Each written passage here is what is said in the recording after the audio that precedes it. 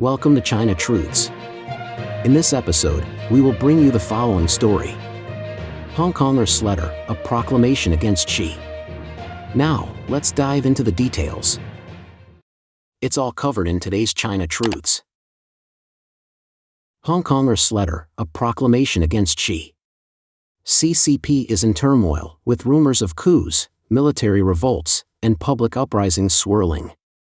Following the fall of Xi Jinping's military confidant Miao Hua, speculation is rife that infighting among the military's top brass has reached a fever pitch. Amid this sensitive period, two open letters calling for Xi Jinping's resignation have been widely circulated online over the past 2 days, sparking significant attention.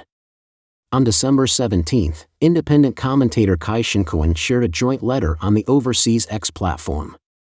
Titled Resolution and Petition to Request Xi Jinping's Resignation from Party, Government, and Military Leadership Positions, the letter, based on its stylistic nuances, appears to have been penned by an insider of the CCP's system. On December 18, Kai Shinkuan posted again, stating, "Another proclamation against Xi has been received."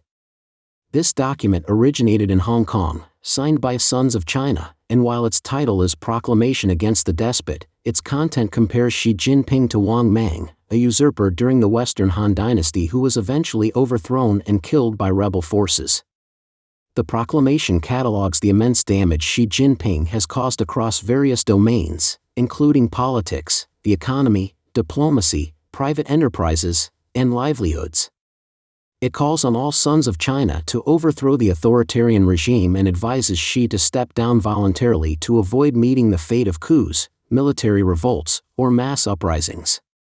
Below are excerpts from the document. Proclamation against the despot. Wang Mang has returned, Mao's spirit has possessed him.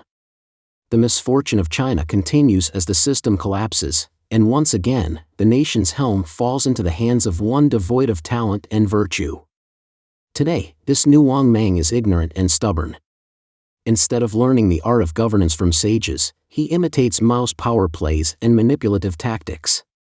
To tighten his grip, he has resurrected policies of party over state, mass campaigns, lifelong rule, planned economy, state dominance over private enterprises, communal dining halls, collectivization, supply and marketing cooperatives, and enterprise relocation for wartime preparation, driving historical progress backward and reviving the relics of the Cultural Revolution.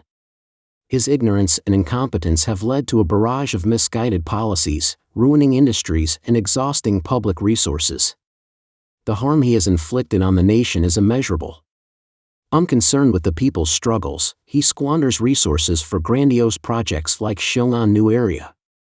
To manipulate global influence, he pours vast sums into the Belt and Road Initiative, lavishes financial aid on foreign countries, and even resorts to territorial concessions.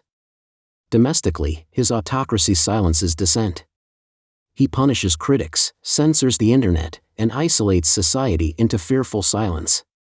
Without collective wisdom, national affairs worsen, unresolved issues accumulate, and the country descends into chaos. Even when faced with failures, his obstinance prevents reform, leaving the nation in shambles. In his diplomatic policies, he breaches trust, supports aggressors, and fosters global resentment, leaving China isolated and sanctioned. Exports plummet, foreign investments flee, and the national economy deteriorates. His aggressive wolf warrior diplomacy incites conflicts and disrupts China's once thriving international relations, leaving the nation in its worst developmental predicament.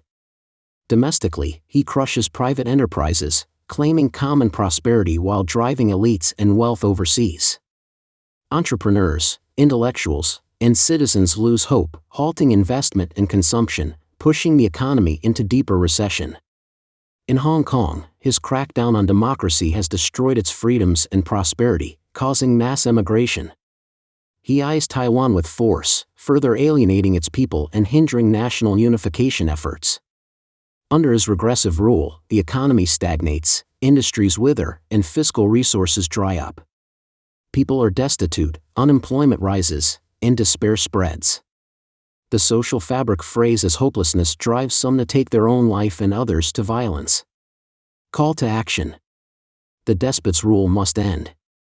Every day he remains in power prolongs the suffering of the nation. The Chinese people have awakened and will no longer tolerate tyranny or a return to the Cultural Revolution. Citizens must rise in unity to reclaim their rights. Officials, soldiers, and police are urged not to follow his orders and instead join the resistance. Turn against him and be remembered as heroes who saved the nation. Isolate him, deny him control, and hasten his downfall.